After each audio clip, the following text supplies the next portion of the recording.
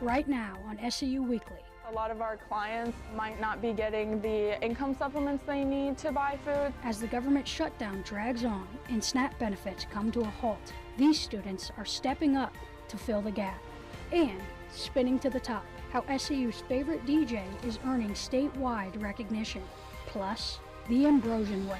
Hundreds of student volunteers help neighbors prepare for winter. And in sports, another one. SAU Football picks up a big conference win at home. And conference battle. SAU Cross Country prepares for their biggest race of the season. Your latest news and sports from St. Ambrose University starts right now.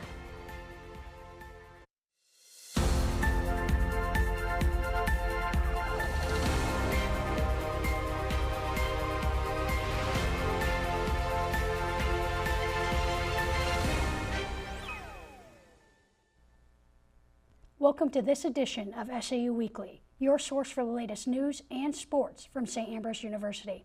I'm Mallory Helmick. And I'm Bradley Thiessen Cooper. Thousands of Iowa voters headed to the ballot boxes on Tuesday, including right here at SAU, to make their voices heard in multiple city and school elections. Jason Gordon is elected as the new mayor of Davenport, following former Mayor Mike Matson's announcement that he would not seek re-election. Gordon has a background in city government and has served 2 terms as Davenport's alderman at large. All Davenport City Council wards were on the ballot as well. Paul Vasquez, John Blanc, Ben Jobjan, and Mark Holloway Sr. were voted in as Davenport aldermen. Jasmine Newton and Kyle Grip were elected as aldermen at large. As the longest-running government shutdown in history continues, funding for SNAP and EBT benefits is becoming uncertain, leaving many families struggling to put food on the table. But students at St. Ambrose are helping meet that need through a student-led food pantry serving families across Davenport. SAU's Weekly, Mallory Helmick, tells us more. The Be Nourished Food Pantry, run entirely by St. Ambrose students, opens its doors on the first Tuesday of every month, providing groceries to dozens of families in Davenport. This month, organizers say they've already seen a noticeable increase in families reaching out for support. Today actually was a huge increase in the number of families we needed to support. We were doing 36 families, so we increased our Tuesdays to 40 families for today, and we'll probably continue increasing it over time. That growth means more preparation, from ordering additional food to coordinating extra volunteers before each pantry day. To get things ready for the pantry, there's a lot of behind-the-scenes steps that most people don't realize. We have to order the food through Riverbend. We have to coordinate all the volunteers, get all the volunteers signed up, make sure they've done all their civil rights trainings and everything like that, just to make sure the pantry runs smoothly day of. Community volunteers say national EBT issues and the ongoing shutdown are bringing in families who've never sought help before. It increased our volume. People coming in had never been to a food pantry before. They got 7 or 8 kids to feed, and they're desperate. I'm just going to start bringing this out. To meet that need, the pantry is adjusting how much food each family receives to make supplies last. We have to adjust the quantities that we provide. For those involved, this work goes beyond logistics. It's about giving back. I have started this pantry my freshman year, and being a senior now, it's really cool to see how much it's really grown over time. I just love giving back to my community. As the future looks uncertain, the Be Nourished Pantry keeps its shelves stocked, making sure to feed families in need with every shut of the door. For SAU TV, I'm Mallory Helmick. Thanks, Mallory. The Be Nourished Pantry operates the first Tuesday of each month and says that they're ready to support as many families as possible while their government shutdown effects continue to unfold. Every fall, St. Ambrose students head out into the community for a day of service known as Be the Difference Day. It's a long-standing tradition that brings students and neighbors together to make Davenport yards a little cleaner. SAU Weekly's Sydney Horseman shows us why students are giving back. I actually am having fun because I'm a perfectionist. Every fall, St. Ambrose students step out of the classroom and into the community for Be the Difference Day. It's a simple mission. Spend a few hours helping neighbors with yard work, but the impact goes much further. A bunch of students went out today and helped the community with cleaning up yards, that includes mowing, raking the leaves, pulling weeds. Hundreds of students spent the day raking, bagging, and clearing weeds for those who need a little extra help. For me, it just feels like I'm doing something that brings value to different people, because some people may not be able to help out certain things, so being able to help out other people really brings me joy. The event, organized by the SAU Student Government Association, connects students with local residents while teaching the importance of teamwork and service. It helps students with teamwork, and also it shows them what it means to be Ambrosian. And that's what St. Ambrose is all about, is making sure everyone's included and being a part of the community. For many students, the best part isn't raking the leaves, it's about the impact of helping someone else. The most rewarding thing I would say is seeing the smiles on the person's face. That really brought me a lot of joy that I was able to help out today. Thank you. It definitely has to be the satisfaction of being able to see the nice clean yard and know I helped somebody. It's made a difference by helping the community, and not many people will sit there and step out of their way to go help others. So just for, a group of people to go out and help the community makes such a large difference. Be the Difference Day is more than just community service. It's a reminder of what being an Ambrosian is all about. With SAU Weekly, Be the Difference Day! I'm Sydney Horseman. Thanks, Sydney. November marks Be the Difference Month, and local SAU alumni are invited to volunteer on Saturday, November 8th at 10 a.m. at Vanderveer Park for another day of service. For decades, KALA General Manager David Baker has been a staple of the St. Ambrose community, but he's now being recognized throughout the state after earning a DJ of the Year nomination from the Iowa Music Awards. Throughout his work at KALA and DJing countless events around the Quad City community, Baker credits his education here at SAU and the community that's been built around the station.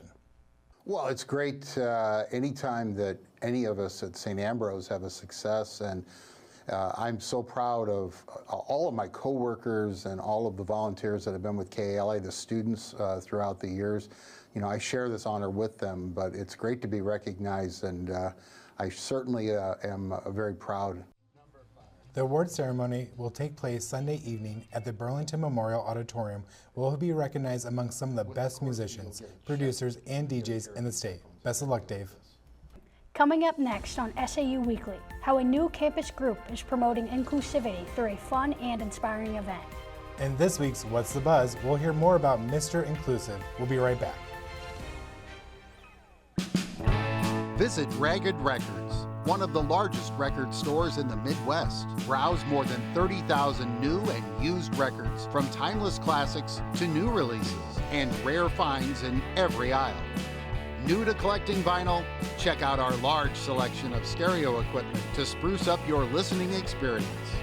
Find your group at Ragged Records, located along Motor Row in Davenport, and in Rock Island next to Roz Talks.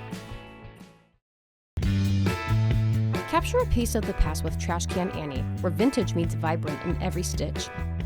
Browse our carefully curated collection of clothing and accessories, ranging from the late 1800s to current styles. Dress to impress with Laura's unique style and wardrobe consultations. Find a style and make it yours with Trash Can Annie, your destination for timeless fashion. Whether you're a competitive runner, looking to stay fit, or just looking for comfort and support, Running Wild has you covered. Locally owned for more than 3 decades, Running Wild is the Quad City's trusted source for athletic wear and accessories. No matter your experience level, we'll help you find the right fit with all the top brands for running and walking and the latest in running apparel. Open 7 days a week, just up Brady Street. Don't walk, run to Running Wild, your run specialty store.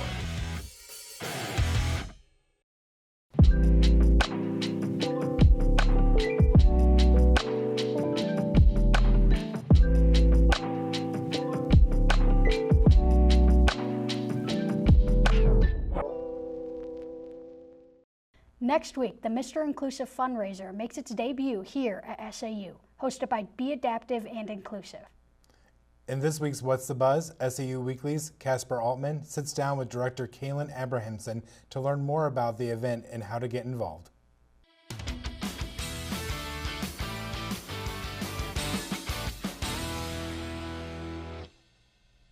Thanks, guys. Joining us now is Kaylin Abrahamson, Director of Be Adaptive and Inclusive. Thank you for being here today. Yeah, thank you for having me. Of course. So tell me about the mission and purpose of Be Adaptive and Inclusive. What are you guys about? What does it offer students? Yeah, so last fall we created Be Adaptive and Inclusive. It's a way for students on campus to get involved with youth and adults with disabilities in our community. A lot of students here are in like the OT, PT, speech, education track, so it's nice to know like what their future could be holding and kind of to get along with it like now. Alright, I see. Okay, so I hear Mr. Inclusive is coming up. Can you tell me a little bit about that and what inspired the event to take place? Yeah, so luckily Be Adaptive and Inclusive is super close with the City of Davenport Special Olympic Team, SCA Thunder or Scott County Adults. Unfortunately this year they experienced a $30,000 cut for funding. So this event really is just to get male participants to pair up with Special Olympic athletes to do a best dress, talent Q&A kind of pageant style event to raise money because through this event we have realized that a lot of our athletes' favorite vacation is summer games or Special Olympic Games, and through the fundraising it's kind of been one of those experiences that like we want them to go and experience their favorite vacation like all of us do. Mr. Inclusive really came about because Ryan Sadler, our advisor, he was like, let's go big. And I love going big, and I was like, let's just do it. So that's kind of just how it came about. We've kind of added things here and there, like raffle baskets and match bidding, but it's really just for our athletes. That's really cool. All right, what is the goal that you hope to reach with this fundraiser? Yeah, I think the goal we hope to reach is just like understanding like inclusion, breaking down stereotypes, you know, really becoming friends with these individuals because really they bring so much joy into our lives, and every day we just hope we can bring a tad much more joy into theirs, but yeah. Yeah, okay. And are there any future plans for this? Are you planning on maybe doing like a Miss Inclusive or anything like that? Yeah, so right now it's very trial and error, but I think if this event goes well, we'll definitely have Mrs. Inclusive next year and kind of have the winner, Mr. Inclusive, come back and be honorary judge. And kind of our goal is just to keep this fundraiser flowing and have more participants in Ambrose community come out and show out. Awesome. Okay. Yeah. Well, thank you again for being here today. Of course. And good luck next week. Thank you so much. Of course. Back to you guys. Thanks, Casper. The Mr. Inclusive fundraiser will be held in the Rogalski Center Ballroom next Friday at 6 p.m. The evening will feature food, raffles, and more, with all the proceeds going to the Scott County Adult Special Olympics team. Coming up next in sports, SAU Football continues their winning streak at home against Clark. And then we hear from our cross-country team as they prepare for the strong showing at the conference meet. Join SAU Weekly's Dominic Neely as he takes you inside SAU Athletics. Stay tuned. Tune in to KALA and hear something different. Programming that celebrates the diversity of our listeners. We're advocates for the arts, showcasing your favorite music from around the world. We're storytellers, producing award-winning news and educational podcasts. We're dedicated sports fans, bringing you the latest Fighting Bee action from St. Ambrose University. We're a learning lab, mentoring the next generation of broadcasters and content creators. A part of your community for 5 decades.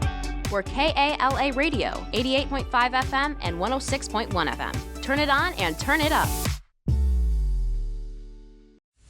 Ready the studio in 3, 2. Welcome to this edition of SAU Weekly, your source for the latest news and sports from St. Ambrose University. We begin with breaking news after a vehicle crashed into a non-residential campus building overnight. We should always have places to promote inclusivity on and off campus. You guys got the opportunity to scrimmage against 3 Division I basketball teams. How did your team benefit from that later on in the season? Well, I think it's just a great experience for our players. Being able to run and be around the people that I enjoy gives me a reason to be passionate about running. Welcome to Stingers, discussions with SAUBs over everyone's favorite drinks. What happens to you though, seriously, if you drink the whole cup? You get all your papers done. And yeah, right.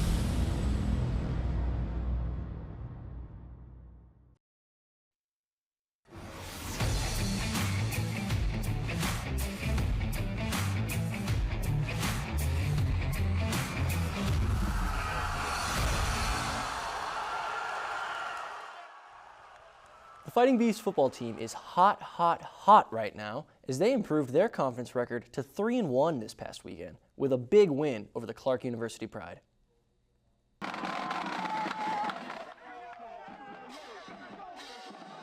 It was a cloudy Saturday in Davenport, but it wouldn't dampen the Fighting Bees' spirit as they suited up for their 4th conference matchup of the season. The Bees struck first when quarterback Alec Ponder handed the ball off to running back Trey Jenkins for this shifty 15-yard touchdown run to make the score 7-0, SAU on top. However, Clark would counter on the following drive with a touchdown of their own to tie the game 7-7. A minute later, the Bees would convert when Ponder finds his speedy wide receiver Cameron Bonsack for this long 51-yard touchdown pass to make the score 14-7 to end the first quarter, Bees on top. The Bees special team unit was also on point as kicker Harvey Dolman nailed this 33-yard field goal to extend SAU's lead to 17-7. The Pride would strike back, however, and narrowly convert this 18-yard touchdown pass to make the score 17-14 with 40 seconds left in the second half. But the Bees were still buzzing and struck once again right before halftime as quarterback Alec Ponder would find tight end Braden Downs, who would go the distance with this 67-yard touchdown pass to extend the Bees' lead and make the score 24-14 going into halftime. The Bees would go on to win the game 45-20, and now, as the team has a 3-1 conference record, they'll look to get another win as they head to Peru, Nebraska to take on the Peru State Bobcats on Saturday at 1. The women's soccer team hosted the Viterbo V-Hawks in the first round of the CCAC tournament, looking to keep their postseason run alive. The Bees started strong. In the 4th minute, Sophia Rizakowski found the back of the net to give St. Ambrose the lead 1-0. Just 16 minutes later, Isabella Crawford curved in a free kick to extend the advantage to 2-0. The Bees defense stayed locked in, holding off Viterbo to secure the 2-1 win. The Bees now advance to the tournament semifinals tonight against St. Xavier. It's the end of the regular season for the Fighting Bees women's volleyball team, and they were looking to secure 2 home wins this week to claim a spot in the conference tournament. The Fighting Bees started off strong with a hit by Sofia Pabon that set the tone for the first set, giving the Bees a comfortable lead. Then, it would be a block by Emily Hickerson that pulls the Bees even further ahead. The Bees would eventually go on to take the first set 25-15 with this solid hit from Emily Hickerson. Later in the match, it would also be Hickerson again, giving the Bees the lead over Calumet once again in the second set. This strong spike from Larkin Calais would give the Bees this second set win, 25-21, and SAU would go on to win the match 3-0. Yesterday, the women's volleyball team finished out their regular season against Governor State Jaguars with a 1-3 loss. Through the highs and lows of the season, the Bees have made many positives to look back on. They're there for me, and me and the setter, we've worked together for the past 2 years, so I think just having that comfort from her, but as long as it's been a team effort, they all support me on and off the court, and we all do the same for one another. And I also really liked one of our preseason activities. We went to do a ropes course, and I feel like that was really good to get to know each other because there was a lot of new people, and also trust each other and push our limits. It was a really cool activity. My teammates have helped me with that. They have been motivating me, helping with my confidence. They have been the biggest leaders in and out of the court, and I know my team has my back, so that has helped me improve a lot in the season. The Fighting Bee cross country team is traveling to Bourbonnais, Illinois this weekend to compete at their conference championship meet. The women's team has had an impressive season so far, setting the school record as the fastest team in school history and earning a national NAIA ranking of 28th in the coaches' top 25. The men's team has also had a great season, earning many PRs. The men are ready for one more race to give it everything, especially for 6 seniors who helped set the school record for fastest team the previous 2 years. I am really excited about where the women are right now. Conference is always pretty special for our team as a whole. Anytime they put the jersey on at a conference or national championship, anything that ends in championship, the team tends to rise to the occasion. And we are entering this week with the best women's team we've ever had in program history, and they have it on fire the last month or so. So I'm really excited about the opportunities that they have and how beautifully they run for each other. I think the men's team have had a bumpier road to get to the conference championship this weekend, but much like the women, when they put the jersey on for their teammates, it really means something. And so I'm hopeful that we're going to be able to put together a full roster of healthy races, just all in gun to tape, and have our best finish of the year. We're close to each other. We're a family. We love each other. We love to come to practice every day. And just having that close-knit group helps us, because when we're running, it's not just you doing it for yourself, it's you doing it for your team. So it's a little bit more motivation. I mean, I think the men's team has come a long way since I've been here. You know, we got a couple team time records, have been, you know, just doing really, really great in some of our meets, man. It's been awesome getting to grow with these guys, work together in practice, get better every day. Everyone on the team has pretty much improved since I've been here, even if it's not every meet. You know, it's never linear growth. It's always gonna be ups and downs, but I mean, I think we've all improved since we got here, and it's been a fun journey with the squad. So. Good luck to the men's and women's cross-country teams as they give it everything at conference. That'll do it for Inside SAU Athletics. I'm Dominic Neely. And that's all we have for you on this edition of SAU Weekly. We'll be back next week with the latest news and sports from St. Ambrose University. Remember to check out the SAU TV Facebook and Instagram pages for our newscast, top stories, and more. You can also find them on The Hive at sauthehive.com. As we enter November, we'll leave you with this campus question: Thanksgiving or Christmas? Thanks for watching. Absolutely. Absolutely not. Christmas makes people happy, and I think that's a good thing. Why am I going to celebrate one thing before another thing even happens? I like peppermint. I really like peppermint. Like, I have an obsession with candy canes. If you're going like 4 or 5 days beforehand, like before the family comes in so you can have your house decorated, yeah, all right, sure, that's fine. But no earlier than that. I mean, to each their own, but in my opinion, no.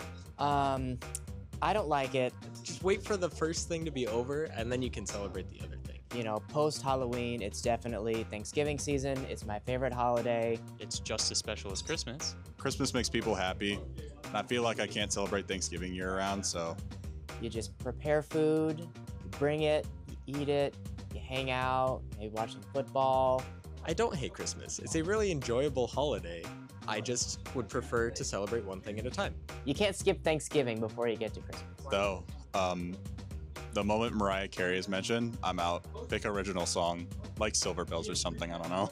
Thanksgiving is like pre-game. Like, it's the preseason of that. You gotta get the presents, you got nieces and nephews screaming at you to open those presents. And I love them dearly, but it can be a high stress level around the holidays.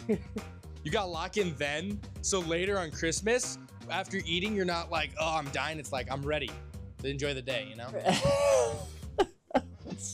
What is so wrong with Christmas?